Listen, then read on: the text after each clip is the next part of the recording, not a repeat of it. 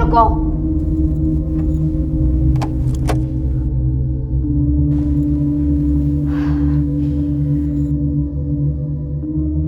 आओ प्रोफेसर।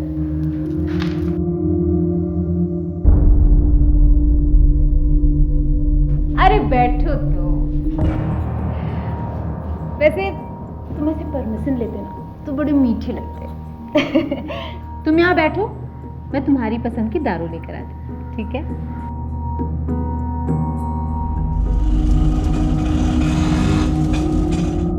चल उधर, चल चला, छोड़ दो। चल चल, नाटक मत कर, चल चल। क्या रे मजनू? ए, तेरे नखरे यहाँ नहीं चलेंगे, यहाँ तो दूसरे वाले नखरे चलेंगे। चलो। अरे सलाम वालेकुम राशिद भाई। वालेकुम सलाम।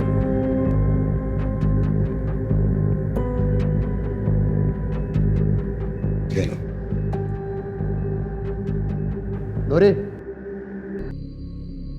इसे मैं तेरे हवाले कर रहा हूं। आज से ट्रेनिंग शुरू कर दो इसकी। राशिद मियाँ, वो मेरा आइटम आके बैठा है, पहले उसको निपटा लूं। और हाँ, इस बार ट्रेनिंग का मैं ज्यादा लूंगी। हाँ, मिल जाएगा। ये ले प्रोफेसर, मूड बना।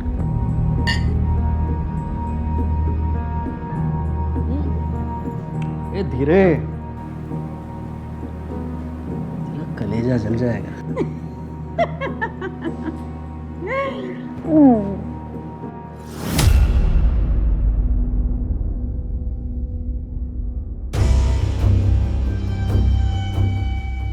अरे राशिद, जी राघव जी। अरे कल का याद है ना भाई? बिल्कुल याद है। यार फिर वो लड़की कैसी है ये तो बताओ। एकदम मस्त। तो भाई फोटो वोटो भेजो जरा, सूरत तो दिखाओ। अभी तो सो रही है, कल तक फ्रेश हो जाएगी। कल आराम से देख लेना। ठीक।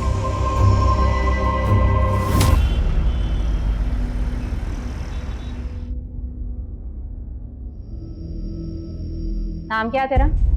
अच्छा रुक, तेरा नामकरण आज मैं करूंगी। रुक, इधर देख। तेरा नाम उर्वशी। चल उर्वशी, अब कपड़े पहन।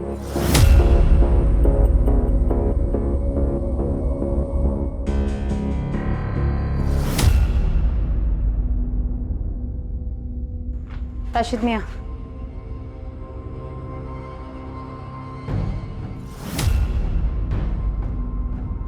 हाँ?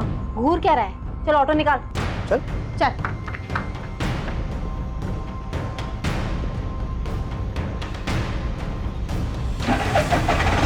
चल बैठ।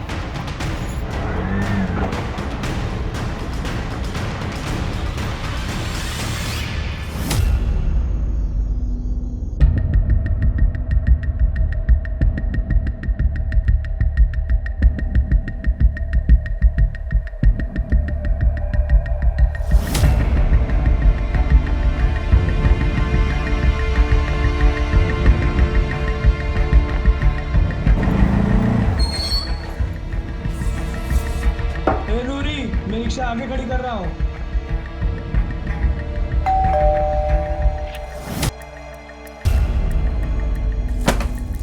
तुम्हारा इंतजार था। वाह, क्या शानदार घर है। ए, क्या देहाती बनी है? मुझे इससे शादी नहीं करनी है जो तू दुल्हन की तरह सजा के मेरे सामने लाई है। अरे लेकिन सिट सिट। जल्दी से कपड़े चेंज करवा के ला।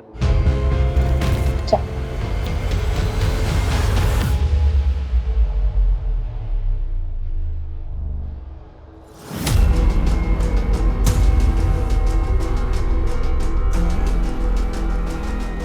बड़ी मासूम बन रही है।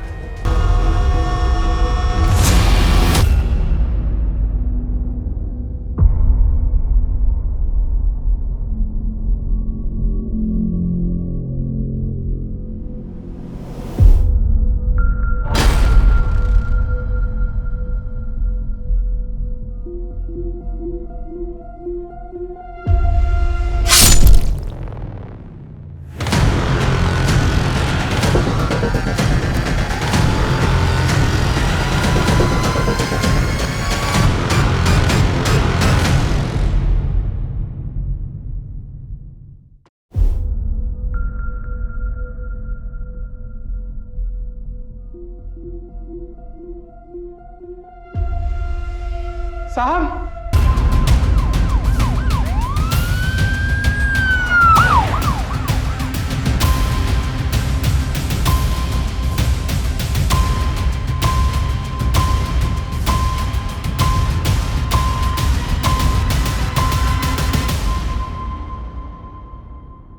संतोष, जी साहब मैंने ही कॉल किया। मैं राघव सर का नौकर हूँ। आज सुबह आया तो देखा दरवाजा खुला हुआ था, अंदर गया तो साहब।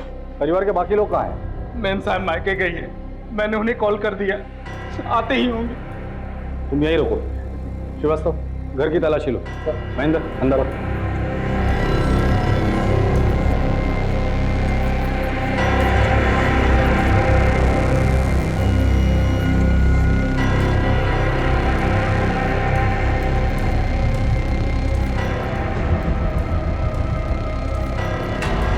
नहीं सर, सारे कैमरास ऑफ किए गए थे। घर के सारे कैमरा ऑफ है? ऐसे कैसे हो सकता है? हमारी खुली है ये। सर, ये देखिए लिपस्टिक के निशान, लेकिन घर पे कोई फोर्स एंट्री नहीं हुआ सर। ग्लास पे लिपस्टिक के निशान है, इसका मतलब कोई तो औरत यहाँ आई थी, इसने राघव के साथ बैठ कर ड्रिंक किए। और फोर्स एंट्री के निशान नहीं है, इसका मतलब राघव उसे जानता था। इसे फॉरेंसिक में भेज दो। ये फोन मिला सर, लेकिन इसमें पासवर्ड लगा हुआ। इसे साइबर सेल भेज के अनलॉक करवा दो। एक्सक्यूज मी, आप? मैं इनकी वाइफ हूँ। अपनी बीमार माँ को देखने इंदौर गई थी। परेशान नहीं हो, मैं परसों ही आ जाऊंगी। देखो, कल अगर मेरी बिजनेस मीटिंग नहीं होती ना तो मैं तुम्हारे साथ ही चलता। कोई बात नहीं, मैं चली जाऊंगी। अच्छा, संभाल लो, लेट हो जाएगा। इनकी जरूरी मीटिंग थी, इसलिए ये साथ नहीं आ सके। अगर ये साथ गए होते तो आज ये सब नहीं होता। राघव, राघव। संतोष, कल तुम कहाँ थे? जी मुझे साहब ने छुट्टी दी थी। उन्होंने कहा था कि मैम साहब मायके गई है और वो कल बिजी है। संतोष जी सर। देखो, कल पूरा दिन और लेट नाइट तक मेरी कॉन्फ्रेंस है, बिजी रहूंगा, तो तुम्हारी कल छुट्टी। ऐसा करना, तुम परसों आ जाना। कभी तनख्वाह कटी है तुम्हारी, कैसा लगता है? बुरा लगता है। मैडम को मत बताना, नहीं तो तुम्हारी तनख्वाह काट लेगी। जी सर, नहीं बताऊंगा। अच्छा रुको, ये लो, बच्चों के लिए कुछ ले जाना। तो साहब मैं गांव चला गया अपनी बीवी बच्चों से मिलने। तुम जब चले गए थे तब साहब अकेले थे या घर पर और भी कोई था? जी साहब अकेले थे।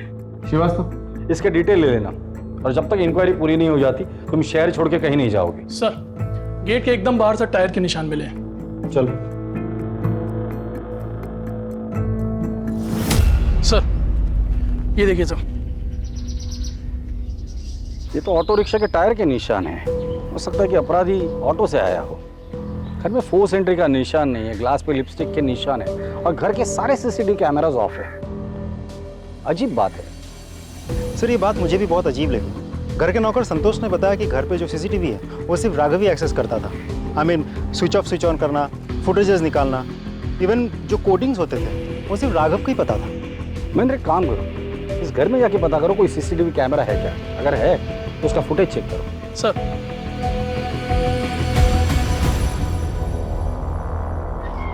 सर, सामने वाले घर की सीसीटीवी फुटेज आ गई है। चलो। ये देखिए सर, कल रात करीब 11 बजे एक ऑटो आके इधर रुकता है। अब फुटेज में ऑटो उल्टा खड़ा है, तो हमें साफ साफ समझ में नहीं आ रहा है कि कौन चढ़ा या कौन उतरा।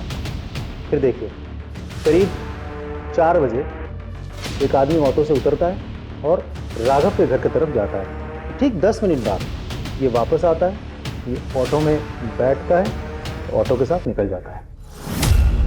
ऑटो के नंबर पे जूम करके देखो।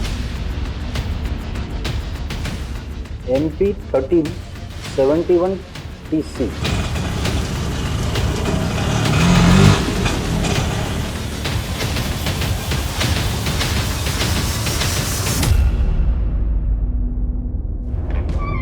सर, श्रीवास्तव, आरटीओ से उस ऑटो और ड्राइवर के बारे में कुछ पता चला? डिटेल्स आज आ जाएगी सर। वैसे प्राइम फेसी मुझे ये केस लूट और मर्डर का ही लगता है। मुझे नहीं लगता, क्योंकि घर में फोर्स एंट्री का कोई निशान नहीं। घर के अंदर जो ग्लास मिला था उस पर लिपस्टिक के निशान थे, और सबसे इंपॉर्टेंट चीज, घर के सारे सीसीटीवी ऑफ थे। वैसे सोचने वाली बात यह है श्रीवास्तव, वो ऑटो घर के बाहर रात को 11 बजे आती है और सुबह 4 बजे चली जाती है। इतनी देर वो ऑटो वहां क्या कर रही थी? सर ये मोबाइल अनलॉक हो गया सर, इसमें कुछ वीडियोज मिले।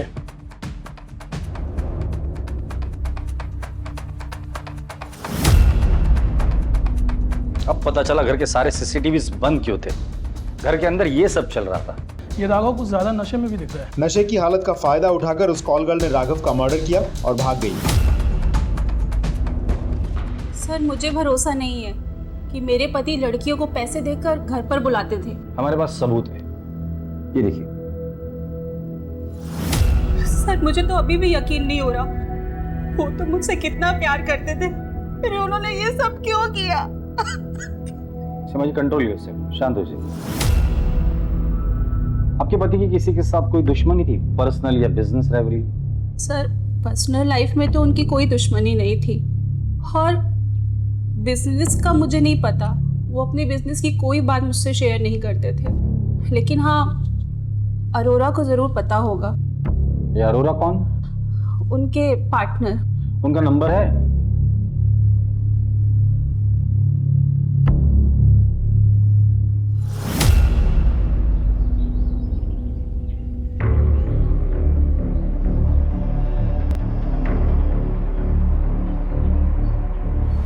भाई जी नमस्ते। आ जाता है।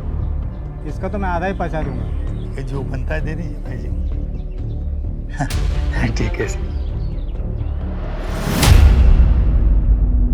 हेलो, हाँ okay, thank you so much. Sir auto वाले की डिटेल्स मिल गई। ग्रेट। उसका नाम है Majnu pilot, red light area के एक कोठे के मालिक राशिद का खास दल्ला है। एक और बात सर, राघव के कॉल डिटेल से पता चला कि पिछले कुछ दिनों से राघव इस राशिद के साथ कंटिन्यूअसली फोन पे टच पे था। इसका मतलब राघव के साथ ये जो औरत है वो कॉल गर्ल है?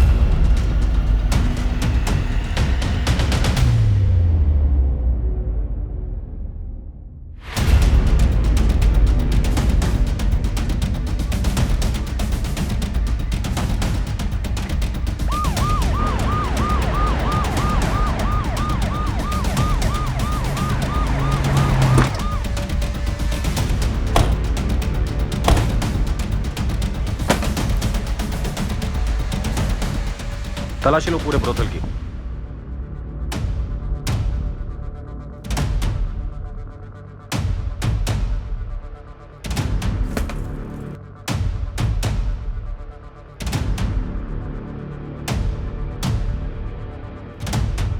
सर अंदर मंदिर के नीचे एक ड्रॉ है, उस ड्रॉ में से कुछ कैश और ये नोटबुक।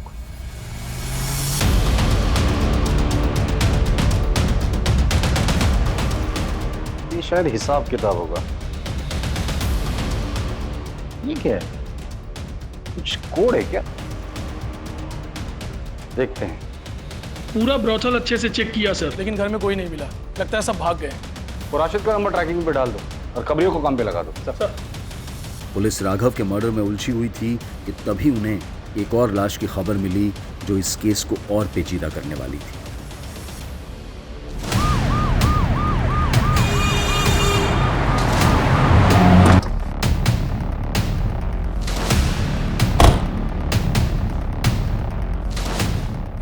हाँ सर, मैं ही ने फोन किया था। एक मिनट सर।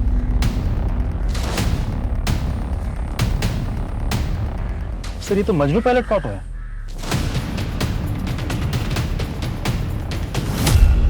इस भारी चीज से इसके सिर पे वार किया है। श्रीवास्तव, अगर ये लाश मजनू की है तो कोई तो है जो चाहता है कि हम राघव के कातिल तक ना पहुंचे। यू राइट सर, क्योंकि इसे बहुत कुछ पता होगा। ये राशिद का बहुत ही भरोसेमंद आदमी था। आसपास देखो कुछ मिलता है क्या? सर महेंद्र, बॉडी चेक करो।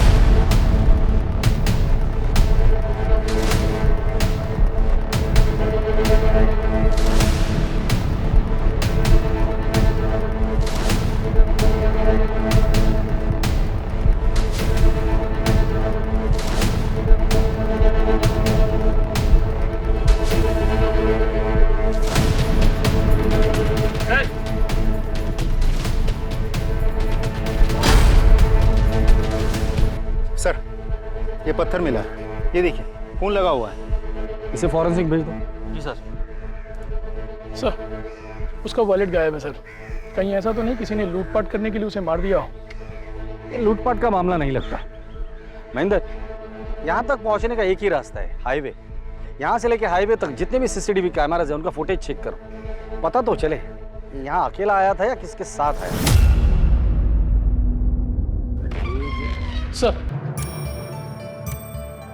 सर राघव की पोस्टमार्टम रिपोर्ट आ गई सर। एक अजीब बात है सर, रिपोर्ट के अनुसार राघव को शराब के अलावा कोई नशीली दवा भी दी गई थी। इसमें अजीब बात क्या है?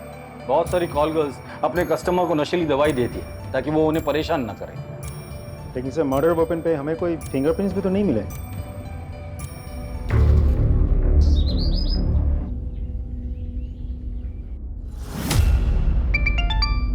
हेलो, हाँ ओके थैंक यू सर।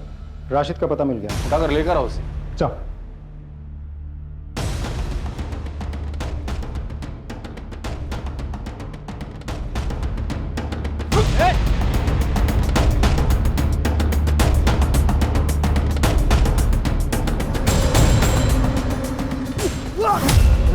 चलिए राशिद मियां, आपकी खातिरदारी करते हैं।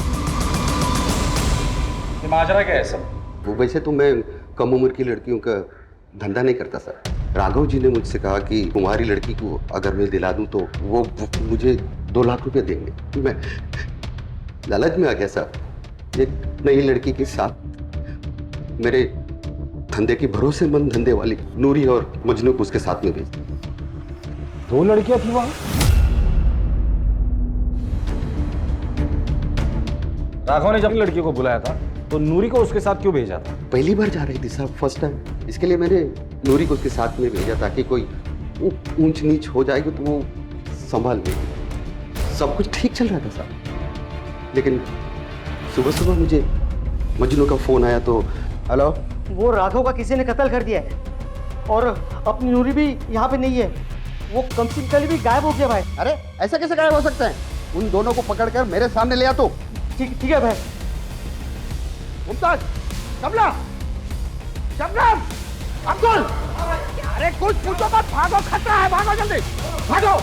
साहब खुदा कसम में घबरा गया था, इसीलिए वहां से भाग गया। तू घबरा गया था? मर्डर तो तूने नहीं किया था ना? नहीं साहब। सिर्फ राघव का मर्डर नहीं हुआ है, मजनू का भी। ये अल्लाह, मजनू का कत्ल? ये तो पक्का नूरी का काम है साहब। नूरी का नंबर है तुम्हारे पास? जी सर। नंबर दो।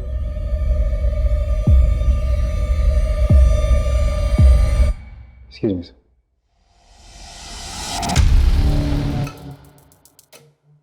सर, नंबर बंद है। नंबर ट्रैकिंग पे डाल दो, उसका सीडीआर मंगा लो। चल। ये क्या लिखा है? ये हिसाब किताब होगा सर, वही रखती थी। और ये तो पता नहीं सर। ये दोनों लड़कियां जा कहाँ सकती है? कहाँ जाएंगे सर, उनका कोई नहीं। उन दोनों की फोटो है तुम्हारे पास? जी सर।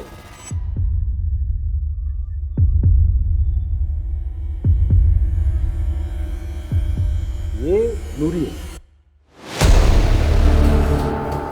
महेंद्र, क्या हुआ सर? आप जानते हैं इसे? हाँ मैं जानता हूँ इसे। कुछ साल पहले मैं विक्रमनगर पुलिस स्टेशन में था, तब इसे मिला था। साहब मैं अपनी बेटी की शादी के लिए गहने और 50,000 रुपए लेके घर जा रहा था साहब, रास्ते में वो कहीं गिर गया। साहब मेरा नाम तृप्ति है। साहब मुझे रास्ते में एक बैग मिला, उसमें कुछ गहने और पैसे थे। मैंने सोचा थाने में जमा कर दूं, जिसके आप उसे लौटा दीजिएगा। इतनी भली हो जिसे पैसों का और गहनों का लालच नहीं हुआ था, वो आदमी उसे इनाम के पैसे दे रहा था, वो भी उसने नहीं लिए। वो ऐसा काम करेगी? यकीन नहीं होता। पर सर हम विक्रमनगर पुलिस स्टेशन से इसके डिटेल्स तो मंगवा सकते हैं। करेक्ट।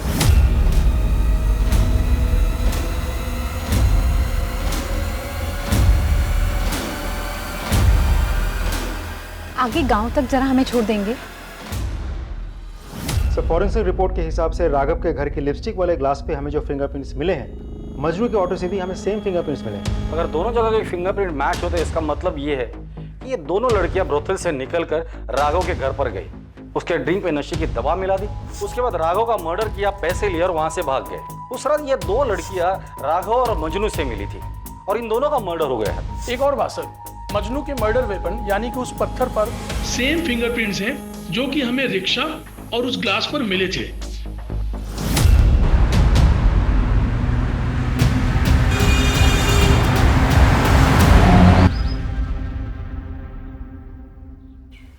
ये आप हमें कहाँ लेकर आए हैं? छोड़ो, मैंने कहा छोड़ो, बच्ची को छोड़ो, सुनो मत बच्ची को। तू ठीक तो है ना? हाँ, तुझे लगी तो नहीं ना? हाँ, तुझे भागने कहा था ना? भागी क्यों नहीं तू? मैं आपको अकेले छोड़कर कैसे जा सकती थी माँ?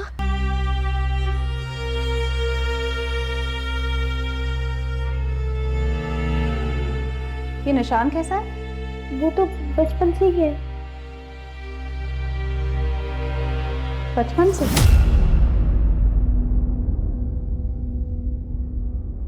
पिंकी?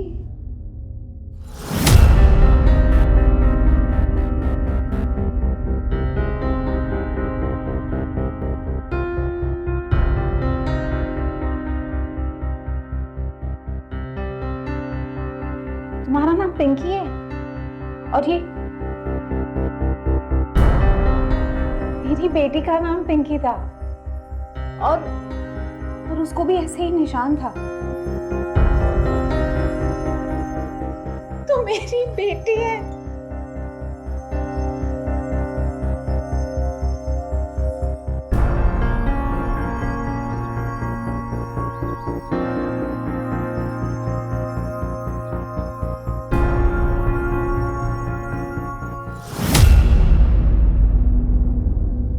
पहेली सुलझाने निकली पुलिस का सफर अब एक नए मकाम पर आकर खड़ा हो गया था, जहां वो नूरी को एक नए नाम से जान रहे थे। वो तृप्ति जो उनकी नजर में पहले एक ईमानदार लड़की थी, लेकिन अब एक कत्ल और लूट की वारदात में सस्पेक्ट थी। क्या वो भी किसी मजबूरी का शिकार थी?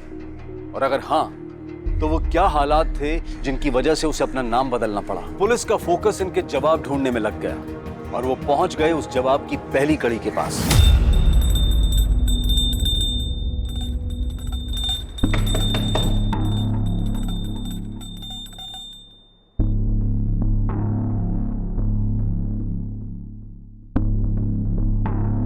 जी कहिए। सूरज? हाँ जी। तृप्ति त्रिवेदी आपकी बीवी है? जी। बुलाइए उसे। जी वो तो मर गई।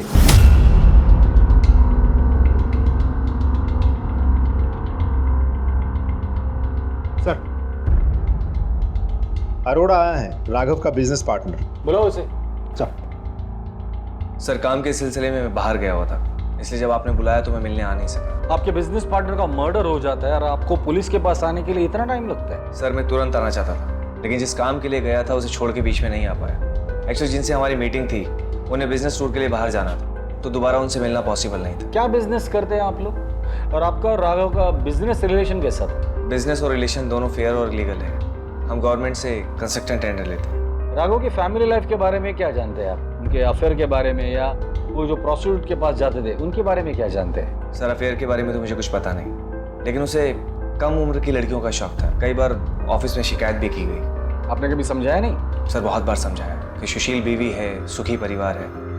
शायद अगर मेरी बात मान गया होता तो आज ये नौबत नहीं आती। जिस दिन राघव का मर्डर हुआ था, आप जानते वो किस लड़की के साथ था?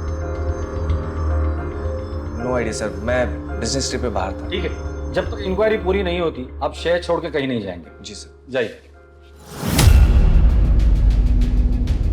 श्रीवास्तव, इसने राघव के बारे में जो कुछ भी कहा है इसके ऑफिस जाके कंफर्म करो और पता करो इसके बाद में कितनी सच्चाई है। सर, तृप्ति त्रिवेदी के मरने की नहीं बल्कि उसके मिसिंग की रिपोर्ट दर्ज है। मतलब वो जिंदा है, मरी नहीं है? Yes sir. और नूरी बनकर रह रही है? ये क्या गणित है?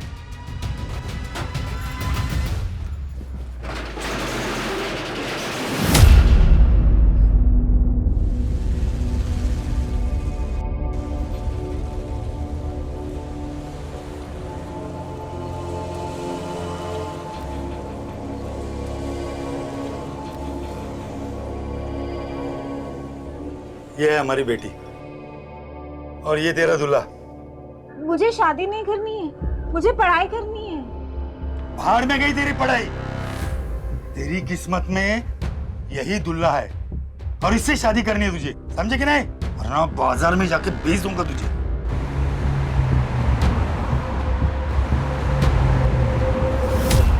वो मिसिंग ही थी साहब।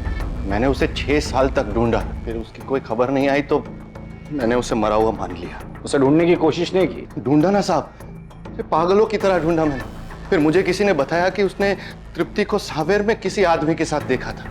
मेरा दिल नहीं माना साहब, मैं गया, मैंने भी उसे किसी और की बाहों में देखा तो मुझसे रहा नहीं गया साहब, तो मैं उल्टे पांव लौट आया वहां से। वो आदमी कौन था? जमील। जमील सावेर में रहता कहाँ है? हाँ साहब, जमील यहीं रहता था, बहुत अच्छा आदमी था। ये फोटो देखो, ये औरत इसके साथ रहती थी। हाँ साहब, ये तो जमील की बीवी है, दोनों साथ में रहते थे, बहुत खुश थे।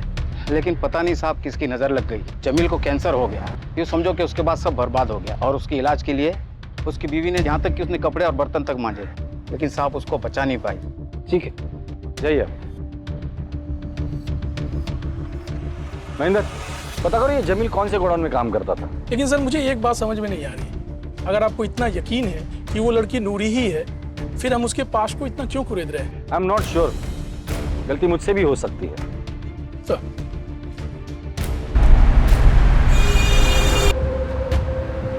अब तू विधवा हो गई, यानी मैं तेरी शादी किसी रईस रंगीन बुढ़े से कर सकता हूँ। तू भी ऐश करेगी वहां पे, हाँ? और तेरे बच्चे मैं पालूंगा ना, तू बस खर्चे भेजा कर, बाकी सब मैं संभालूंगा। नहीं नहीं, मैं बच्चे नहीं छोड़ूंगी। क्या तेरा बाप भी छोड़ेगा? अब कोई बहस नहीं, तुझे शादी करनी होगी। और एक बात याद रखना, उसे ये पता नहीं चलना चाहिए कि तेरी शादी हो चुकी है और तेरे 2 बच्चे हैं, समझे कि नहीं? सुनो मेरी बात सुनो, मैं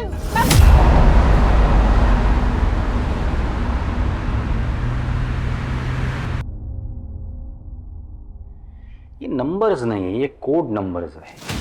जिस दिन ये कोड नंबर्स का पता चल जाएगा उस दिन ये केस भी सॉल्व हो जाएगा। क्या है ये? सर जमील जहाँ काम करता था उसका पता चल गया। क्या काम करता था? ट्राई स्टार गोडाउन में सर, जिसका मालिक त्रिवेदी है।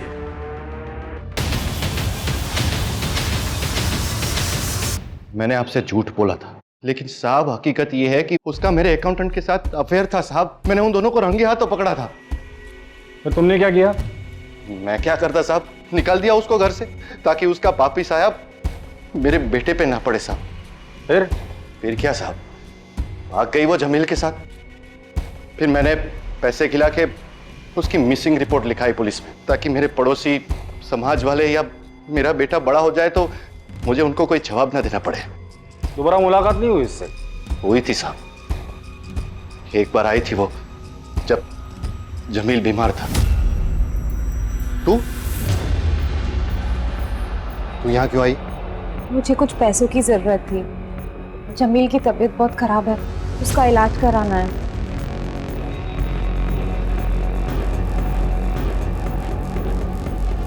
ये ले पकड़ और निकल जा यहाँ से। आइंदा अपनी शक्ल मत दिखाना, निकल यहाँ से। उसके बाद कभी मिलना नहीं हुआ उससे। उसका मायका कहाँ है? मायका कहाँ साहब, वो तो मुझे रास्ते में मिली थी। फिर मैंने उसे अपने गोडाउन में साफ सफाई के काम में रख दिया। उसका व्यवहार अच्छा था तो फिर शादी कर ली। लेकिन वो कहते ना साहब, नेकी कर और दरिया में डाल, बस वही हाल हो गया मेरा। ये सूरज हमें हर बार एक नई कहानी सुनाता है। इसके पहले वो हमें और एक कहानी सुनाए, उसकी कुंडली निकालो।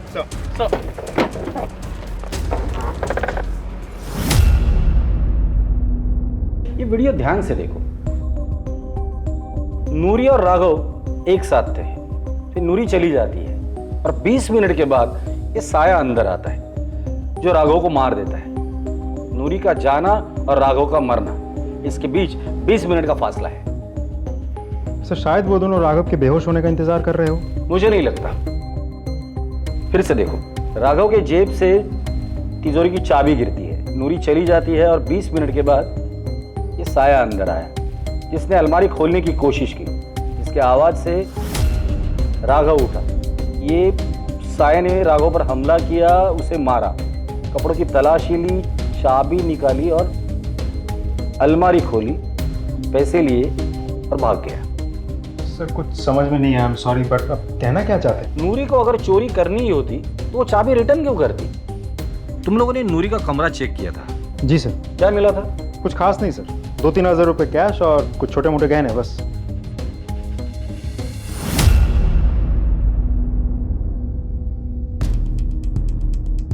ये नूरी कितना कमाती थी? सर दिन के 2-3 हज़ार। तो पैसे कहाँ गए? बैंक में? नहीं साहब, उसका कोई बैंक अकाउंट नहीं था और मैंने पूछा भी नहीं। ये नूरी पहली बार किसी लड़की को लेकर किसी अमीर के पास गई थी क्या? नहीं साहब, पिछले 4 सालों में वो कई लड़कियों के साथ जा चुकी है, लेकिन कोई लूटपाट नहीं, कोई हत्या नहीं हुई सर। मतलब ये नई लड़की आने के बाद ये सब कुछ हुआ है? जी सर। इस लड़की को कहाँ से लाए थे तुम? सर मेरा एक कांटेक्ट बड़ा बाजार बुरहानपुर में, उसी ने उस लड़की को किसी बुड्ढे से खरीदी थी और उसे पैसे की जरूरत पड़ गई तो मैंने उससे खरीद ली। श्रीवास्तव सर, बुरहानपुर पुलिस को कांटेक्ट करो। सर।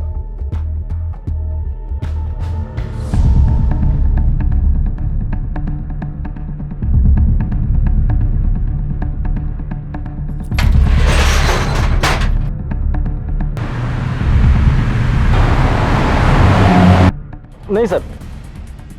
जी सर, मैं आपको अपडेट करता हूँ। जी सर, ओके। बोलो। सर ये अरोड़ा मुझे क्लीन लगता है क्योंकि पिछले कुछ दिनों में किसी के साथ उसकी बातचीत नहीं हुई थी और मर्डर वाली रात भी वो भोपाल में था, सरकारी अफसरों के साथ मीटिंग में बिजी था। सीडीआर से कोई क्लू मिला? नहीं सर, फैमिली और फ्रेंड्स की कॉल्स आए थे, लेकिन सर एक बात तो है, दिन हो या रात अरोड़ा ने कभी भी किसी का कॉल नहीं उठाया। हमेशा उसने मैसेज किया कि मैं बिजी हूँ, बाद में कॉल बैक करता हूँ।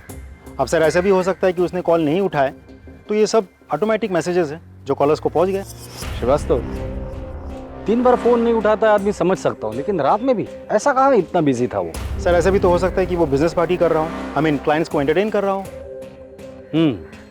वैसे उसकी लोकेशन क्या दिखा रही है? सर भोपाल में कोई फिजा गेस्ट हाउस की। वहाँ का सीसीटीवी फुटेज निकालो। सर।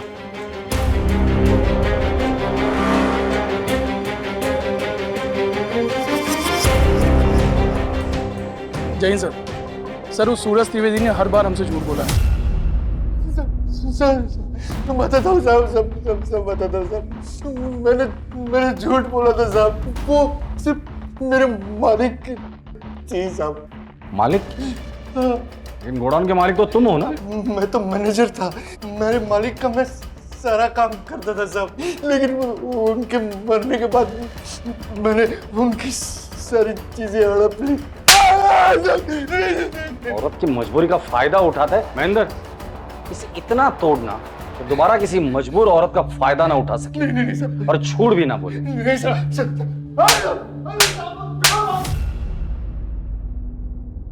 कोई फिजा गेस्ट हाउस की सीसीटीवी फुटेज।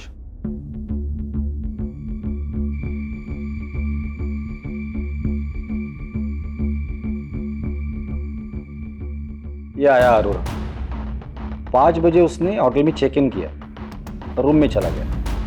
उसके बाद वो रूम से बाहर कब निकला था? वो रूम से बाहर नहीं निकला सर, मैंने मैनेजर से कंफर्म किया है। वो ना रूम से बाहर निकला, ना कोई उससे मिलने आ रहा। अगर वो रूम से बाहर नहीं निकला, ना ही कोई उसे मिलने आया, तो उस रात वो किसी का फोन क्यों नहीं उठा रहा था?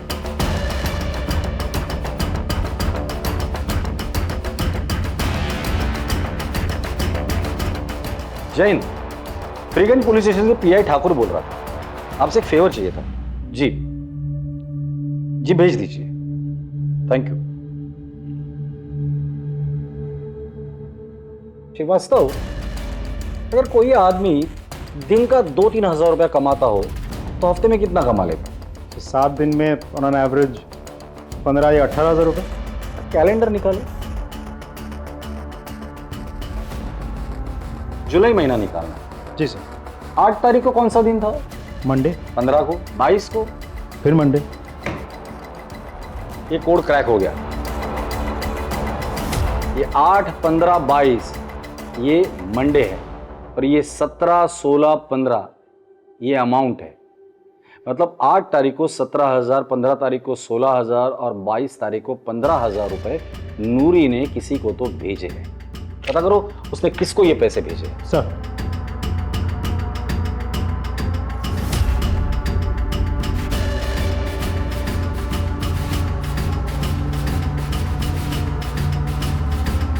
Promise promise promise. अरे नहीं प्रॉमिस, जल्दी आ जाऊंगा, बोला ना मैंने।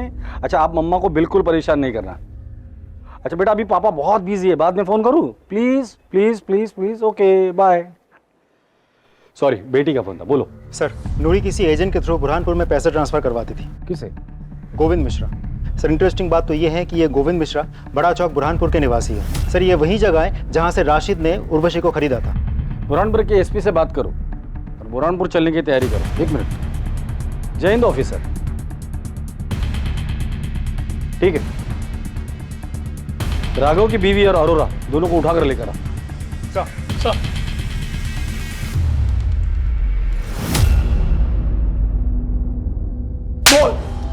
सर मारी मत बताता। अब आ गया ना लाइन पर। हमने देखा था तुझे गेस्ट हाउस के पीछे के दरवाजे से निकलते हुए।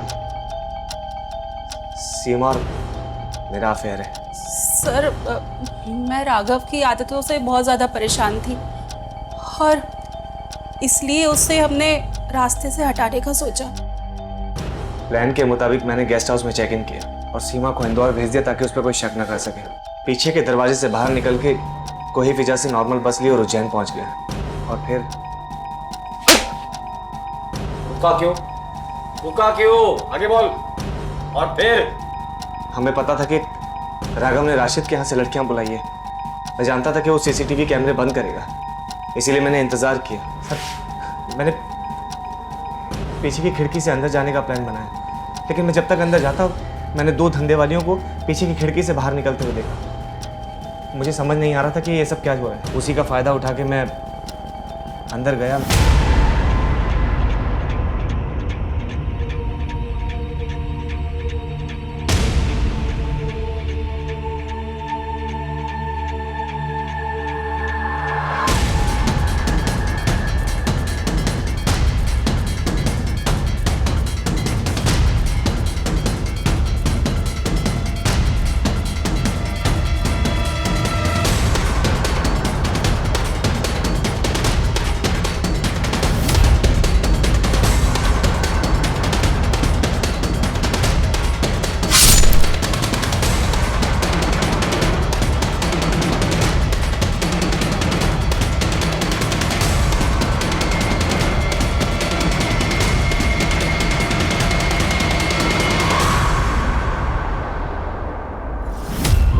प्लान तो बहुत अच्छा बनाया था। क्या सोचा था?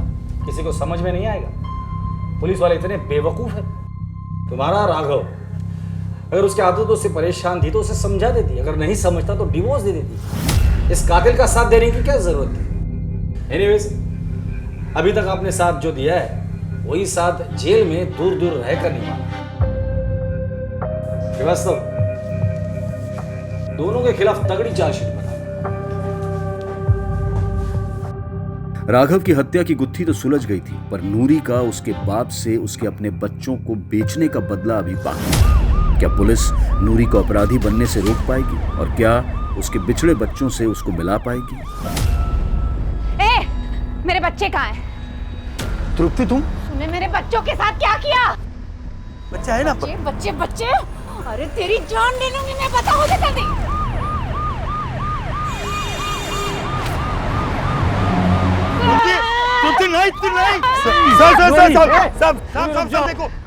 देखो ना ये मार रही। नूरी देखो, हम लोग तुम्हारी कहानी और मजबूरी दोनों जानते हैं। अगर तुमने इसे मार दिया तो तुम जेल में चली जाओगी, फिर अपने बच्चों से कभी नहीं मिल पाओगी। और अगर ये मर गया तो इसने तुम्हारे बच्चों को कहाँ बेचा ये हमें कभी नहीं पता चलेगा। इसे जो सजा देनी है वो कानून देगा। अरेस्ट करो इसे। साहब लेकिन सुनो मेरी साहब, लेकिन मैं नूरी को सेल्फ डिफेंस में किए गए मजनू के मर्डर से कोर्ट ने रिहा कर दिया और केस बंद कर दिया। पुलिस ने नूरी से किया हुआ अपना वादा निभाया और नूरी को उसके बिछड़े हुए बच्चों से मिलवाकर दिल को छू लेने वाला एक मानवीय पहलू दिखाया। कभी कभी केस की शुरुआत में पुलिस के सामने भ्रम की स्थिति पैदा हो जाती है। पहले जो अपराधी लगता है पुलिस को, वो बाद में अपराध का शिकार निकलता है, और यहां भी यही हुआ। नूरी उर्फ तृप्ति जो शुरुआत में अपराधी नजर आ रही थी, बाद में वो खुद अपराध का शिकार निकली, और असली अपराधी सीमा और राघव। पुलिस ने अरोड़ा और सीमा को उनके अपराध की सजा दिलवाई और नूरी को उसके परिवार से मिलवाया। साथ ही साथ हमें भी आश्वस्त कराया कि उनके रहते हम सब सुरक्षित हैं। देखते हैं हमारे आज के एपिसोड की दूसरी कहानी।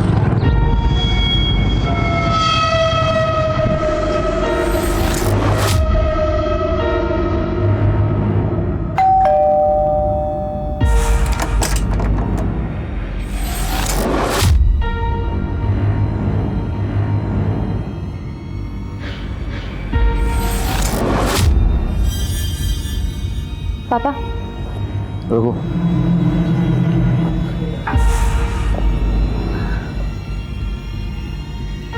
पानी। क्या बात है, आज बिना बोले सारे काम हो रहे हैं? कुछ चाहिए क्या तुम दोनों को? वो प्रियंका को कॉलेज टूर के लिए जाना था, इसके सारे फ्रेंड्स भी। तो जय, ये काम तुम भी कर सकती हो, मेरा सिर क्यों खा रही हो? वो नेट बैंकिंग का पासवर्ड मैं भूल गई तो अकाउंट ब्लॉक हो गया है। लो दे दो। तुम भी ना।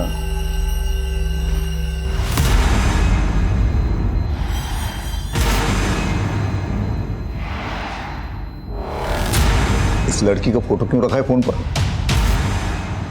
मुझे इमोशनल ब्लैकमेल करना चाहती हो? ये लड़की मेरे लिए मर चुकी है। ऐसे मत बोलिए, आज जन्मदिन है रश्मि का। जन्मदिन उनका होता है जो जिंदा होते हैं। मरे हुए लोगों की बरसी मनाई जाती है। काश 25 साल पहले अपने हाथों से उसका गला दबा के उसे मार दिया होता, तो आज कम से कम उसकी वजह से समाज में बेइज्जत तो ना होना पड़ता।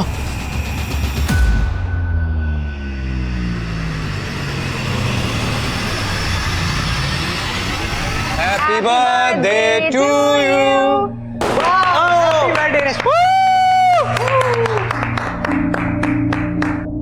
Happy birthday. Happy birthday.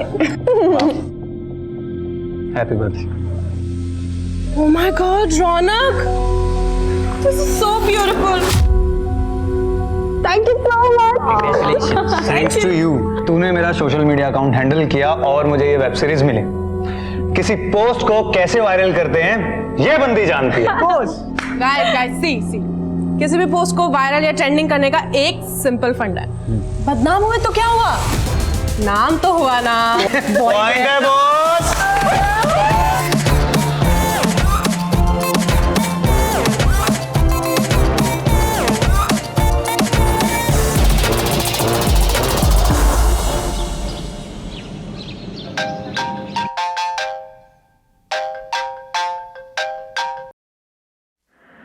Hello Rashmi,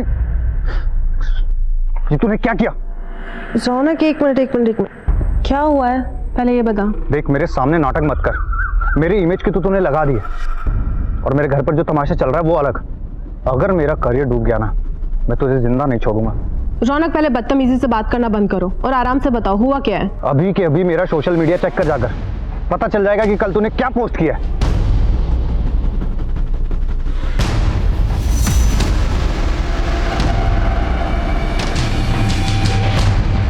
What's wrong with you, रश्मि? ये क्या कर दिया है तूने?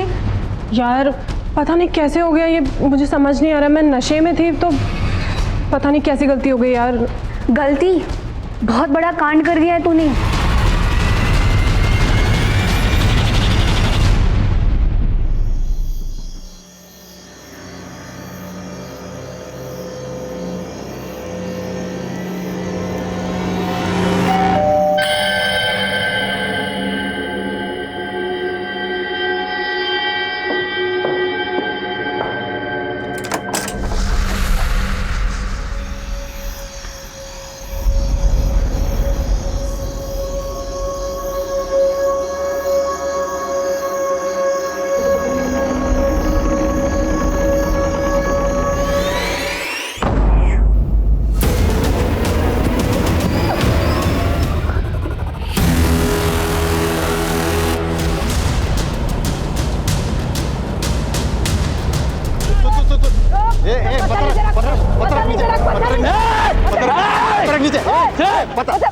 पत्थर नीचे रख पत्थर। इस भिखारी के पास एक सूटकेस है जिस पर खून के धब्बे। लोगों ने देखा तो पीसीआर को फोन किया। अब ये किसी को पास नहीं फटकने दे रहा सूटकेस के सर।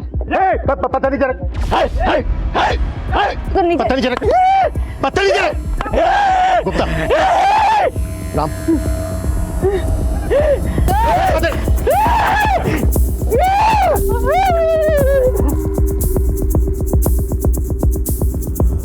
मैं खुलो।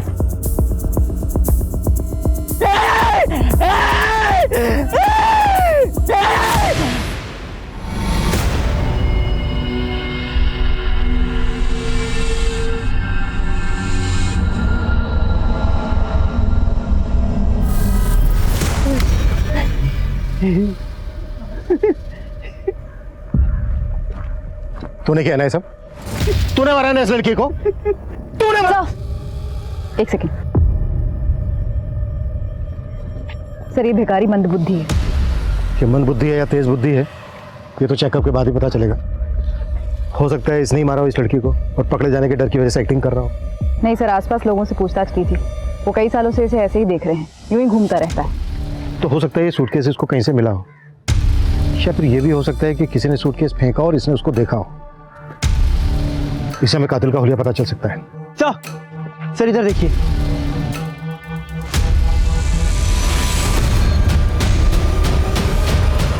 ये खून के निशान सिर्फ यहीं तक है, इसके बाद उस तरफ खून के बिल्कुल निशान नहीं है। तो इसका मतलब ये है कि सूटकेस को यहाँ से घसीटते हुए वहां तक ले जाएगा। यानी इस पॉइंट तक सूटकेस किसी व्हीकल में लाया गया होगा।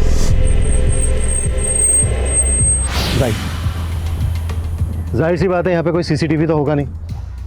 इस रास्ते पर आने वाले जितने भी रूट्स हैं उन सब की सीसीटीवी फुटेज चेक करो। उन रूट्स पर आने वाली सभी गाड़ियों को खंगालो। सर, बॉडी को पोस्टमार्टम के लिए भेज देते हैं। और दिल्ली एनसीआर में जितनी भी मिसिंग कंप्लेंट फाइल हुई हैं उन सबको खंगालो। हो सकता है इस लड़की की गुमशुदगी की रिपोर्ट लिखवाई गई। नेट बंद होगा उसका, मिस्ड कॉल देखेगी तो खुद ही कॉल करेगी। पर मम्मी, दीदी का नेट कभी नहीं बंद रहता है, उनका तो सारा काम ही नेट पर है ना।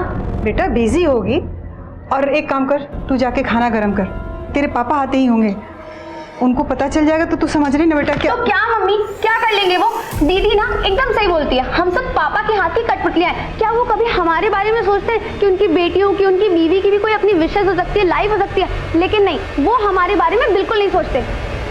मैं क्या कुछ गलत बोल रही हूँ मम्मी?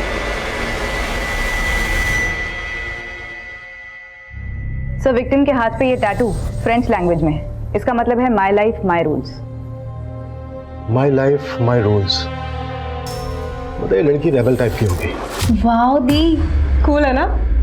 इसका मतलब है मेरी जिंदगी मेरे नियम, मेरी जिंदगी अपने हिसाब से चलाऊंगी, जैसे कि मैं हूँ। तो क्या है ये? क्या कर दिया? मुंह पर तो काली पोत चुकी हो तुम पहले ही, ये हाथ का भी सत्यानाश कर दिया। इसी तरह से ना यहाँ माथे पर लिख दिया हमारे कि नालायक बेटी का मजबूर बाप। पापा ऐसा भी क्या कर? अरे ये क्या कम कर दिया क्या तुमने?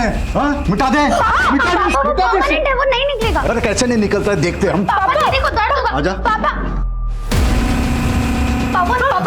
नहीं, पापा प्लीज दीदी को दर्द हो रहा है, पापा प्लीज। पापा नहीं निकलेगा वो, प्लीज छोड़ दीजिए। याद रखना, ये मेरा घर है, यहाँ सिर्फ मेरे नियम चलेंगे, यहाँ तेरा कुछ नहीं चलेगा।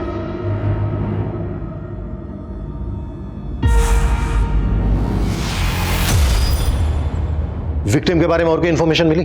सर, दिल्ली एनसीआर की सारी मिसिंग कंप्लेंट्स चेक की, लेकिन उनमें से एक का भी विक्टिम से हुलिया मिलता नहीं। प्रतिभा, एक काम करो, लड़की के हाथ पे जो टैटू बनाया है माई लाइफ माई रूल्स, ये टैटू सभी टैटू आर्टिस्ट को दिखाओ। हो सकता है जिस आर्टिस्ट ने टैटू बनाया होगा उसके जरिए से लड़की की पहचान पता की जा सके। और एक बात, लड़की ने जो ये कपड़े पहने, देखो इन कपड़ों के जरिए इसकी पहचान पता की जा सकती है।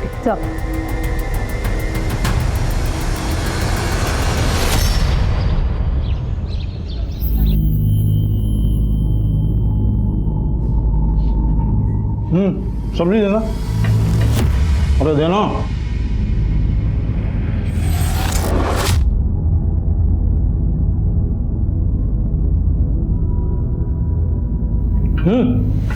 तोल के डाल दे क्या? डाल दे अच्छे से। थोड़ी बची है, मेरे और अंजलि के लिए रखी है। कमाता है उसको भूखा रखेगी, खुद पेट भर के ठूस ठूस के खाएगी। पोस्टमार्टम रिपोर्ट में लड़की की उम्र लगभग 25 साल है। मौत गला घुटने की वजह से। लाश सुबह 10 बजे मिली, लेकिन मौत 7-8 घंटे पहले ही हो चुकी थी। लाश 10 बजे मिली और उससे 7-8 घंटे पहले मर्डर हो चुका था, मतलब रात के कोई 2 से 3 के बीच में मर्डर हुआ होगा। जी सर। बॉडी के टुकड़े मारने के बाद किए गए, वो भी किसी तेजधार हथियार से, और विक्टिम के ब्लड में अल्कोहल के ट्रेसेस भी मिले। Sexual assault? बहुत ही ब्रूटली हुआ है, प्राइवेट पार्ट बुरी तरह से डैमेज। टैटू के जरिए लड़की के बारे में कुछ पता चला? तो सभी टैटू आर्टिस्ट का यही कहना है कि ये tattoo my life my rules 1-2 साल पहले काफ़ी पॉपुलर हुआ था, तब कई लोगों ने बनवाया था। इनफैक्ट सर, लड़की के कपड़ों से भी कोई क्लू नहीं मिला है। प्रतिभा, एक काम करो, लड़की की फोटो सभी न्यूज़पेपर में पब्लिश करवाओ, शायद कोई आइडेंटिफाई कर ले। सर, सरकार ने कल से धारा 144 लागू कर दी है। सुना है बहुत खतरनाक बीमारी है ये। अब बता, चाइना में तो कई लोगों की मौत भी हो गई वायरस की वजह से। अब पता नहीं क्या क्या दिन दिखाएगा ये कोरोना यार।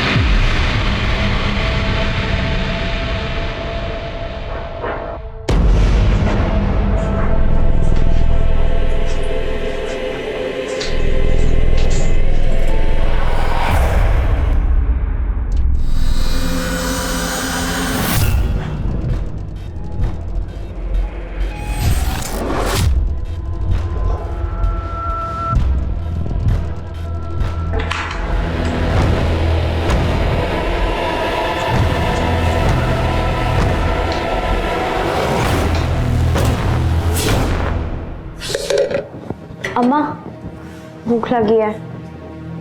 जा बैठ, मैं ला रही हूँ।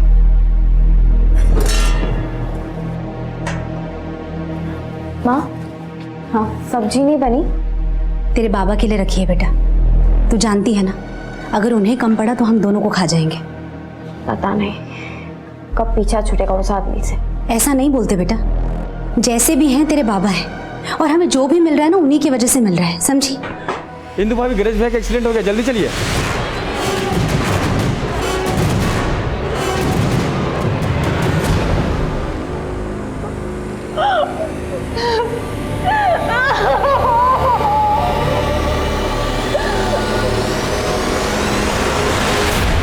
सर, भिखारी की रिपोर्ट आ गई है।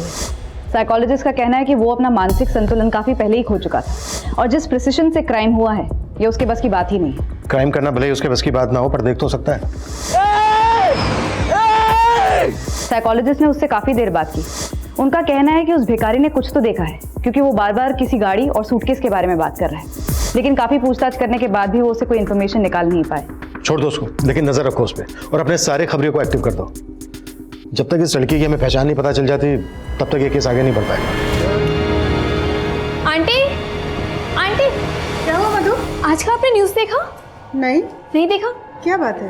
आंटी, दिल्ली पुलिस को एक लड़की की लाश मिली है जिसके हाथ पे टैटू बनाए, जैसे रश्मि के हाथ पे बना था। जब मेरे फोटो गौर से देखी तो ये देखिए। ये मेरी रश्मि नहीं है। मेरी रश्मि तो मुंबई में है। क्या हुआ? वो तो 3 साल से दिल्ली आई ही नहीं। अंकल, ये क्या हुआ है बताइए।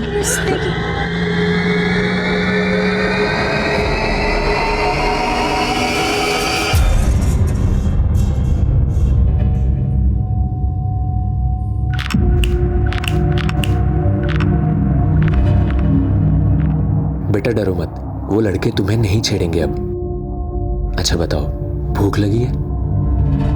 एक चाय और एक बिस्किट देना बच्ची को।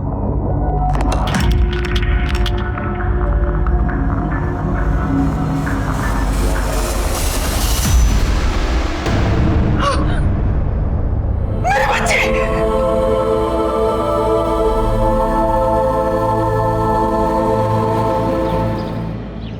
रश्मि तो मुंबई में रहती थी। जब हमने अखबार में खबर पड़ी। माधव जी, आप हमें रश्मि का मोबाइल नंबर दे दीजिए। मोबाइल? सर, वो रश्मि दीदी का फोन चोरी हो गया था, तब से उन्होंने नया नंबर नहीं लिया। ठीक है, आप हमें रश्मि का पुराना मोबाइल नंबर और मुंबई का एड्रेस दे दीजिए।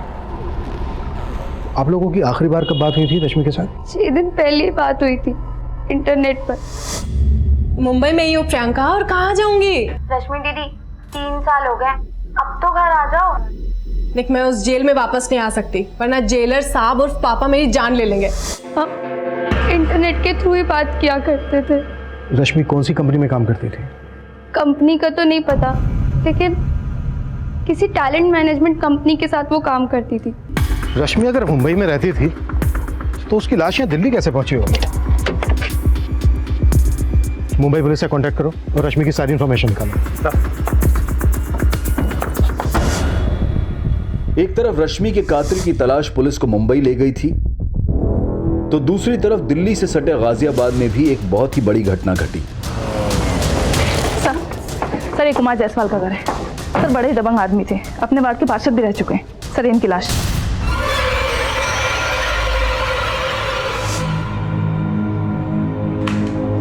गला घोंट कर मारा गया इनको। लाश से बदबू भी बहुत आ रही है, लेकिन ये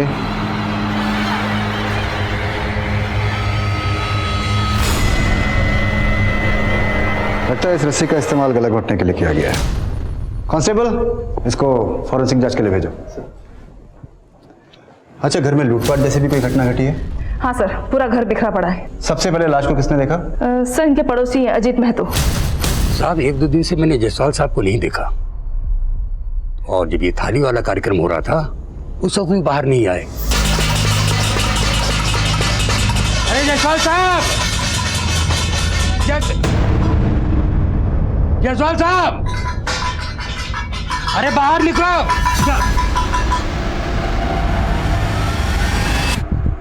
और कौन कौन है इनके परिवार में? जायसवाल जी का बड़ा बेटा जो है वो तो यूएसए में रहता है, और बेटी महिमा जो है मुंबई में। यहाँ पर इनके साथ इनका नाती आरव रहता है बस।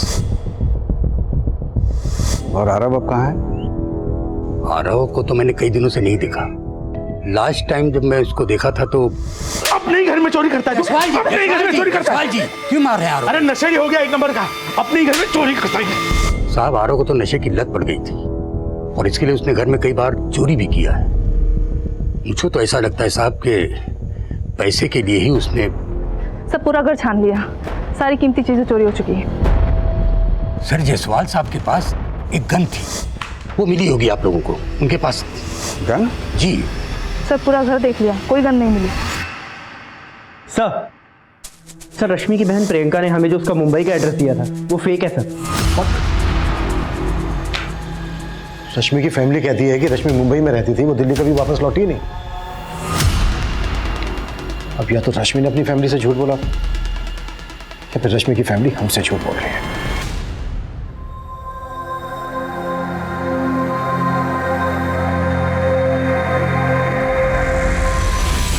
बेटा मुंबई जाना जरूरी है क्या? हाँ माँ, मेरी ड्रीम जॉब है। जो सैलरी मुझे मुंबई में मिलेगी वो नोएडा।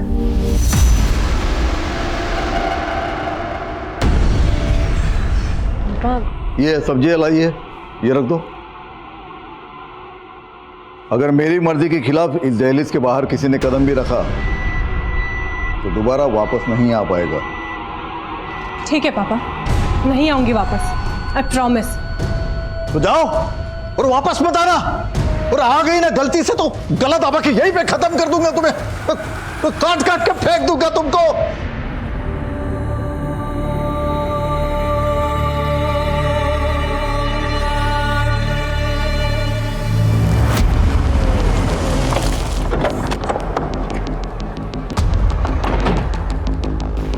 ये क्या बात कर रहे सर आप? हम आपसे झूठ क्यों बोलेंगे भला? देखिए पहली बात तो मेरी रश्मि से कभी बात होती नहीं थी, ये प्रियंका की बात होती रहती थी। तो प्रियंका तो बता देना उनको। रश्मि जब मुंबई से तुझे फोन करती थी और जब मुंबई में रहती थी कहाँ कहाँ घूमने जाती थी सब बताती थी ना तुझे, तो बता देना इनको। सर रश्मि दीदी मुंबई में ही रहती थी, मलाड में। वो दिल्ली में रहती थी, उन्होंने कभी मुझे ऐसा बताया नहीं। और वो मुझसे क्यों झूठ बोलेंगी सर? प्रियंका, अगर कोई ऐसी बात है जो तुम अपने माँ बाप के सामने हमसे नहीं बताना चाहते तो एक मिनट माधव जी, एक मिनट, तो तुम हमसे अलग से भी बता सकते हो। नहीं सर, ऐसी कोई बात नहीं। ये रश्मि का परिवार हमसे झूठ बोल रहा है और एक दूसरे से भी। रश्मि की फैमिली पे नजर रखो सर। और सर रश्मि के पुराने नंबर की डिटेल्स कल तक आ जाएंगी। वो किन किन लोगों के साथ टच में थी ये भी पता चल जाएगा। रश्मि के दोस्तों से मिलते हैं। हो सकता है जो बात हमें रश्मि की फैमिली नहीं बता रही उसका दोस्त बता दे। सर कुमार जायसवाल का नाती आरव, उसका अभी तक कुछ पता नहीं चला है।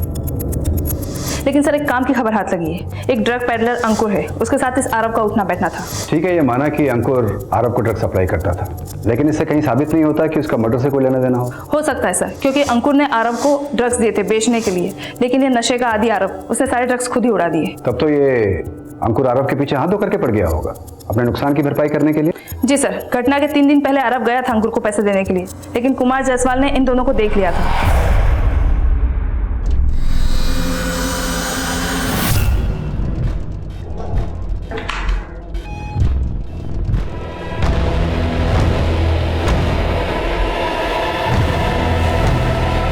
ये जहर खरीदने के लिए तूने घर से पैसे चुराए? हाँ, यही से कहा तुझे। तू कहाँ जा रहा है? पैसे दे मेरे, वरना गोली मार दूंगा। पैसे दे, पैसे दे, पैसे। रोक रोक। अपने खबरियों से कहो इस अंकुर की कुंडली खंगा ले। सर रश्मि के फादर माधव अंकल बहुत कंजर्वेटिव और गुस्सैल आदमी है। ऊपर से वो रश्मि से तो बहुत ज़्यादा ही चिढ़ते थे। एक बार तो अच्छा सुनना, हाँ। वो फाइल प्लीज आज मुझे कंप्लीट करके दे दे। हाँ, और मेरी फाइल रहेगी, वो भी ईमेल करना। मैं लेट हो रहा हूँ, मुझे निकलना है। अच्छा, और कल तुम्हें कब तक करना बता देना मेरे को, ठीक है? चलो हाँ ठीक है। पापा ये दोस्त है मेरे। दोस्ती का मतलब बताया मैं। चल घर चल, चल घर चल, बताते हैं तुमको। और फिर घर ले जाने के बाद भी उसकी बहुत पिटाई की। उसके बाद से तो रश्मि ने शहर भी छोड़ दिया। फिर मेरा भी कोई कांटेक्ट नहीं रहा उससे। क्या रश्मि वाकई किसी के साथ रिलेशनशिप में थी? I am not very sure sir, लेकिन ऑफिस से कई बार वो हाफ डे लेकर निकल जाया करती थी, तो मुझे भी ऐसा लगा कि शायद she is seeing someone, but उसने मुझे ऐसा कभी बताया नहीं। क्या रश्मि के फादर माधव का रश्मि की हत्या में हाथ हो सकता है? I am not sure sir, पर मैं रश्मि को उसके कॉलेज के टाइम से जानती हूँ। कॉलेज में वो किसी भी लड़के से बात नहीं करती थी, अपने पापा के डर की वजह से। उसके पापा ने अपनी दोनों बेटियों को धमका के रखा था कि किसी भी लड़के से बात की तो वो जान से मार देंगे। ये क्या बोल रहे सर आप? अगर मुझे रश्मि को मारना ही होता तो 3 साल पहले ही मारता मैं, जब मेरी मर्जी के खिलाफ उसने हमारे घर के दहलीज के बाहर कदम रखा था मुंबई जाने के लिए। देखिए सर, मैं बाप हूं उसका, और एक बाप का कर्तव्य होता है बच्चों को डिसिप्लिन सिखाना, जो कि मैंने मेरा कर्तव्य किया है। मैं बोल रहा हूं ना कि रश्मि के साथ ये जिस किसी ने भी किया है ना, उसे कड़ी से कड़ी सजा मिलनी चाहिए। तो मिलकर रहेगी, तो चाहे वो कोई भी हो, आप ही क्यों ना हो। अगर आपको यह लगता है कि यह सब मैंने किया है तो आप साबित करके दिखाइए। अब मैं चलूं?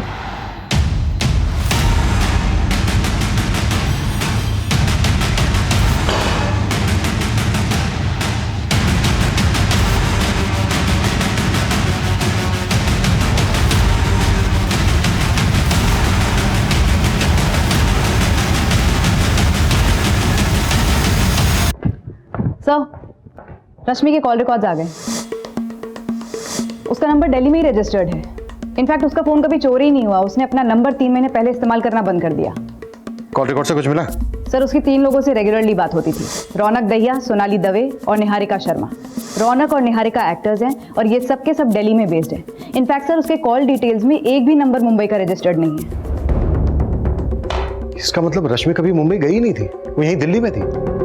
रश्मि ने अपनी फैमिली से झूठ बोला कि उसको मुंबई में जॉब लगी है। और हाँ सर, रौनक का 3 महीने पहले सोशल मीडिया पर एक आपत्तिजनक वीडियो वायरल हुआ था, तब रश्मि उसका सोशल मीडिया अकाउंट हैंडल कर रही थी। हे नेटिजन्स, आज मेरा बर्थडे है। सी हैप्पी बर्थडे रश्मि। और आज मेरे बर्थडे पे मैं आप सबके साथ ना बहुत सारी बातें शेयर करना चाहती हूँ। मैं पिछले 3 साल से इंडिपेंडेंट हूँ और मेरा करियर भी एकदम मस्त जा रहा है, लेकिन कभी कभी ना लाइफ की गाड़ी डिरेल हो जाती है, लेकिन मैं उसे सक्सेसफुली ट्रैक पर लेकर आऊंगी क्योंकि I believe in my self. और मैं आप सबको भी ये कहना चाहती हूँ, हमेशा अपने आप पर बिलीव करना, अपनी शर्तों पे जीना। और अरे मैंने बहुत बोल लिया। लेट्स मीट द हॉट चिक निहारिका। कौन? हाय। अरे इधर आया। Oh God wait wait. पीछे पीछे। Oh God look at that. क्या कर रही है? बंद कर। Breaking news, womaniser lady boy कहलाने वाले माचो मैन राणव दरिया है किसी और लड़के की बाहों में। इसी के क्या लगता है आप लोगों को? Stop it man. गॉड ये होना कोई क्राइम नहीं होता। वो रियल लाइफ में भी माचो और रियल लाइफ में भी माचो। यार राइट ओके। तो क्या ये सेम बात इसकी वाइफ को जाके बता सकती है? तो ये सारी बातें छोड़ यार। अच्छा तुम मेरी बात सुनो, तो मेरी प्रमोशनल वीडियो कब पोस्ट करोगी? यार तू बोल अभी करूं? हाँ। अभी कर दीजिए। हाँ। रुक just give me a minute. Niharika no बोलेगा। नो बोले नहीं नहीं रुक।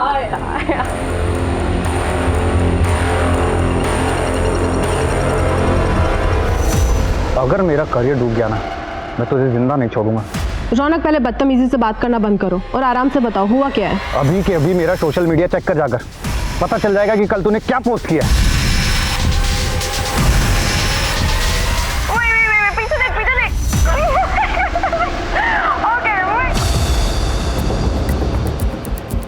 रश्मि 3 महीने से अपना मोबाइल फोन यूज नहीं कर रही थी, इंटरनेट कॉलिंग पे बात कर रही थी।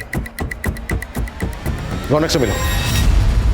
मैडम मैं दिल्ली में रहता हूँ और मैं उससे यहीं मिला था। रश्मि से आखिरी बार कब मिले थे तुम? मैं रश्मि से आखिरी बार उसके बर्थडे पार्टी पे मिला।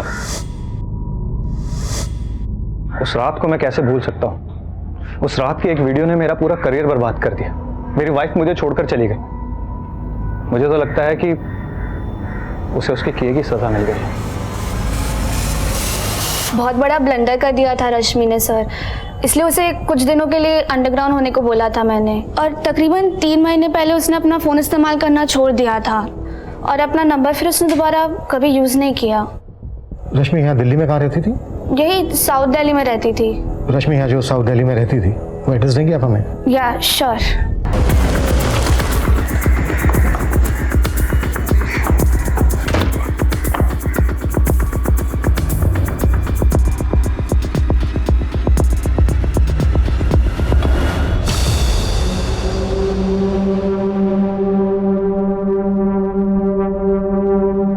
रश्मि का मर्डर यहीं किया गया? पूरा घर चेक करो, कुछ भी छूटना नहीं चाहिए। मर्डर के बाद ब्लड साफ करने की कोशिश की गई है, फिर भी ब्लड के निशान छूट गए। वो जो एक्टर है रौनक, उसकी कुंडली निकालो, उसके पास तगड़ा मोटिव है मर्डर करने का। आसपास चेक करो कि कोई सीसीटीवी है क्या। अगर मिलता है तो मर्डर वाले दिन की फुटेज चेक करो और रश्मि के मोबाइल का IMEI नंबर निकालो, पता करो कि उसमें कोई दूसरा नंबर एक्टिव हुआ था क्या।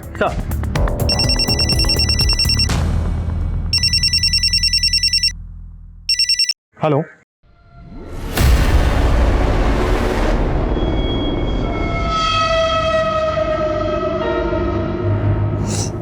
सब आपकी वजह से हुआ है ना। आप बेवजह शक करते उस पे और ना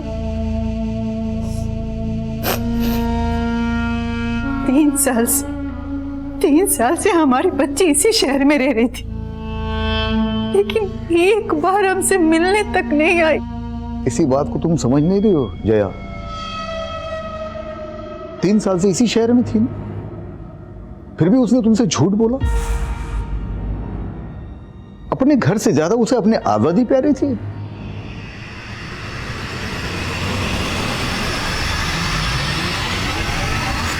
राजू बेटा, तुम अपना और अपनी बहन पिंकी का ख्याल रखना।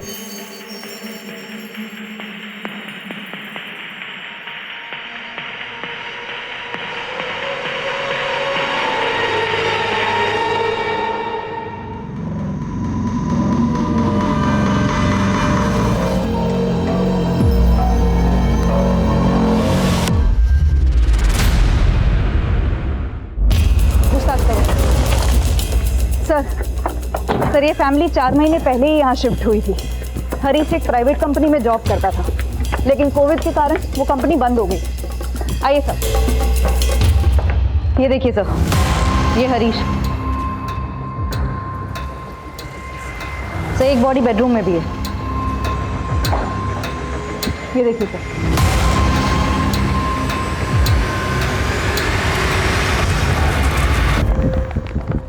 हरीश की पत्नी सुषमा के सीडीआर में 1 नंबर सस्पिशियस मिला है।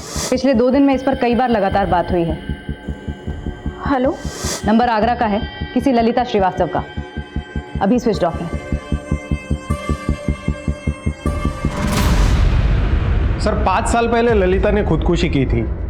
इन्वेस्टिगेशन में कुछ सस्पिशियस तो नहीं मिला, बस इतना पता चला कि खुदकुशी करने से पहले ललिता बैंक गई थी। बैंक के एक एम्प्लॉय ने उसको ठगा था। ठीक है, आप चिंता मत कीजिए, आपका काम हो जाएगा और 2 दिन के अंदर अंदर आपका पैसा आपके अकाउंट में आ जाएगा।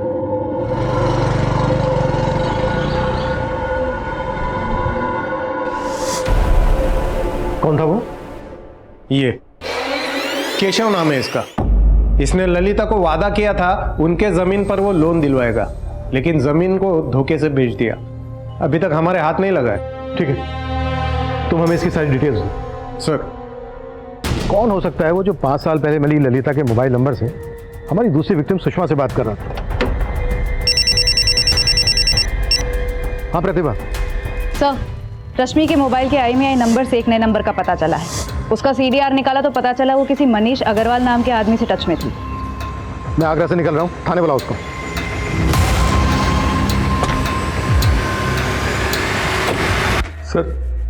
सर रश्मि और मैंने शादी कर ली थी सर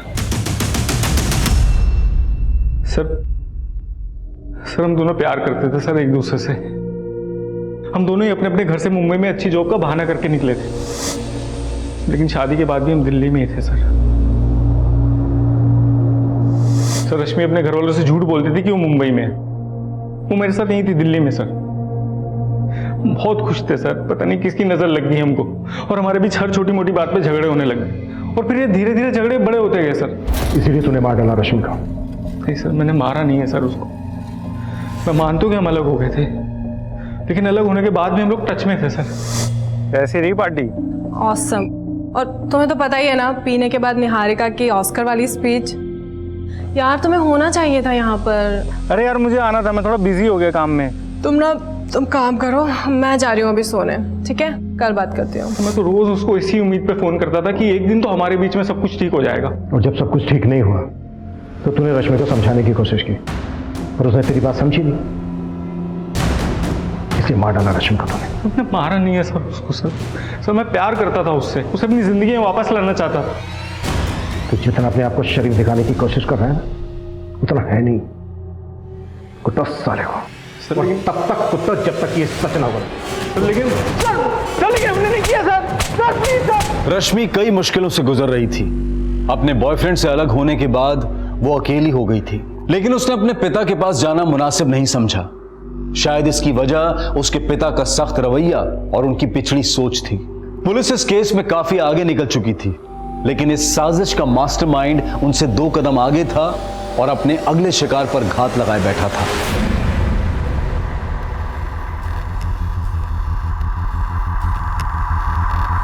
अंजलि बेटा, कितनी देर कर दी? सॉरी माँ, काम थोड़ा ज़्यादा था। बस काम काम काम काम के चक्कर में ना तू माँ को भूल जाएगी, है ना? अब आप नाराज मत हो। अच्छा, एक काम करते हैं, हम ना आपका दिमाग ठंडा करने के लिए ठंडी ठंडी कुल्फी खाते हैं। यहाँ पास ही में बहुत अच्छी मिलती है। क्या हुआ? कुछ नहीं, चल। कब से बैठ के इंतजार कर रही थी मैं, अब आएगी अब आएगी।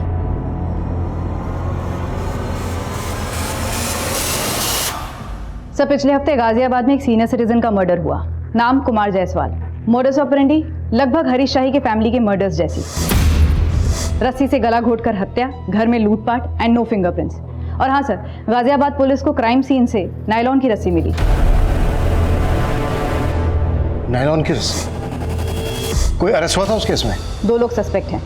विक्टिम का नाती आरव, जो कि ड्रग एडिक्ट है, और उसका ड्रग डीलर अंकुर। ये दोनों लोग फरार हैं।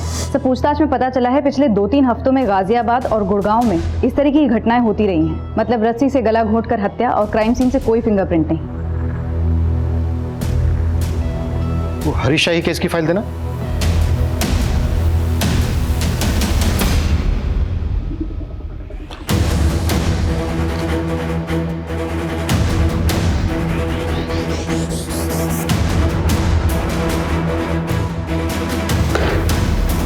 इस इसमें कोई डाउट नहीं है, गाजियाबाद में हुए मर्डर का हरीश की फैमिली में हुए मर्डर से कनेक्शन है।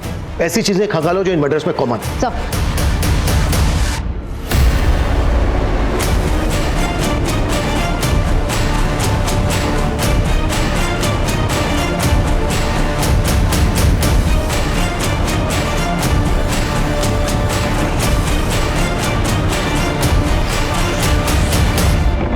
सर, गाजियाबाद, फरीदाबाद और गुड़गांव के जिन घरों से लूटपाट और मर्डर के केसेस रिपोर्ट हुए हैं, वहाँ पड़ोसियों से बातचीत की तो उन्होंने बताया कि उन्होंने कुछ भी सस्पिशियस नोट नहीं किया। सर, किसी भी घर में सीसीटीवी नहीं था, तो कौन आया कौन बाहर गया इसका कोई रिकॉर्ड नहीं। लेकिन सर, जब मैंने उन घरों तक जाने वाले रास्ते की सीसीटीवी खंगाली तो एक बड़ी चौंकाने वाली बात हाथ लगी।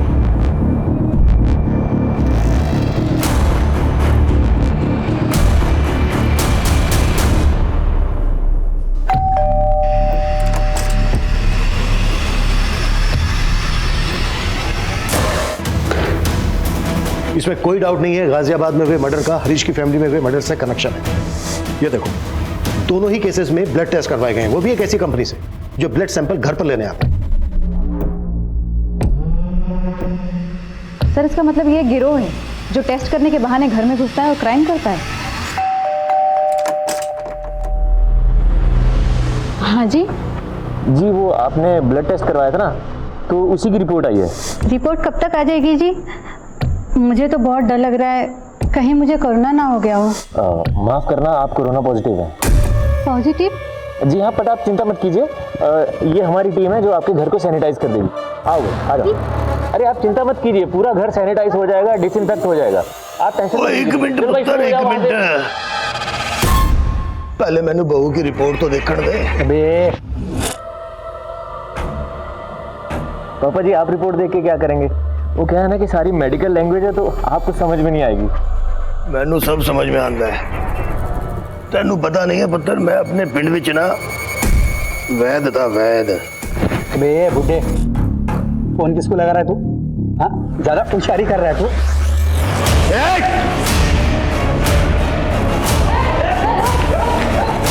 उतारो सबके नकाब।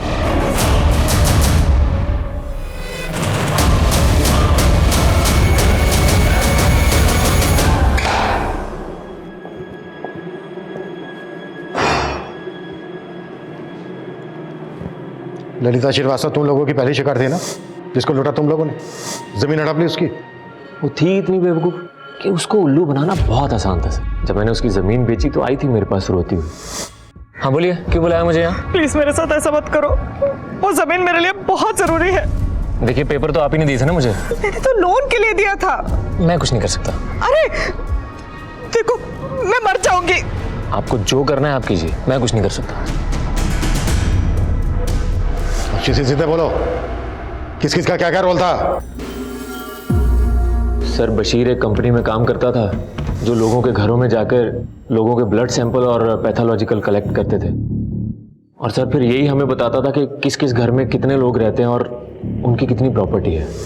फिर अंजलि हर जगह जाके रेकी करती थी। हाँ सर, बहुत ही बेकार हालत में मिली थी सर मुझे, एकदम भूखी प्यासी। मेरे बाप से भी बढ़कर है वो, हमेशा अपनी बेटी की तरह ख्याल रखा। तब से मैं श्याम के साथ ही काम करती हूँ। जब हम लोग घर मार्क कर लेते थे तो उसके बाद अंजलि उस घर में जाकर ये देखती थी कि इस घर में कौन कितने बजे आता है, कितने बजे जाता है, कितने लोग रहते हैं, वो हमें पूरी रिपोर्ट देती थी। और सर नीलेश इस बात का ध्यान रखता था कि गाड़ी को कहाँ रोकना है, कहाँ से निकलना, ताकि हम लूट करके फटाफट उस रास्ते से निकल जाए। और सर फिर हम पूरी तैयारी के साथ लोगों के घरों में जाते थे।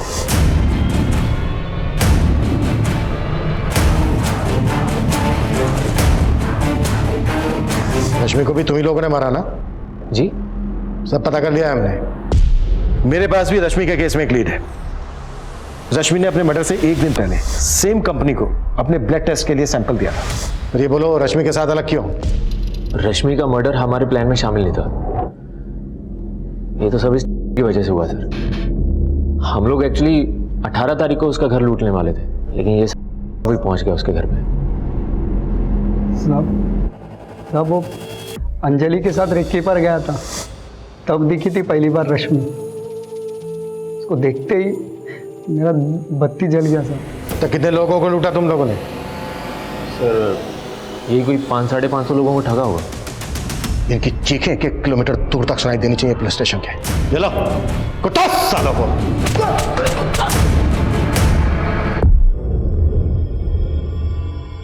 कोविड-19 के इस दौर में हमने इंसानियत की कई अनमोल मिसालें देखी, लेकिन कुछ लोग ऐसे भी होते हैं जो महामारी के माहौल को भी अपने फायदे के लिए इस्तेमाल करने से नहीं चूकते, जैसा कि इस केस में शाम ने किया।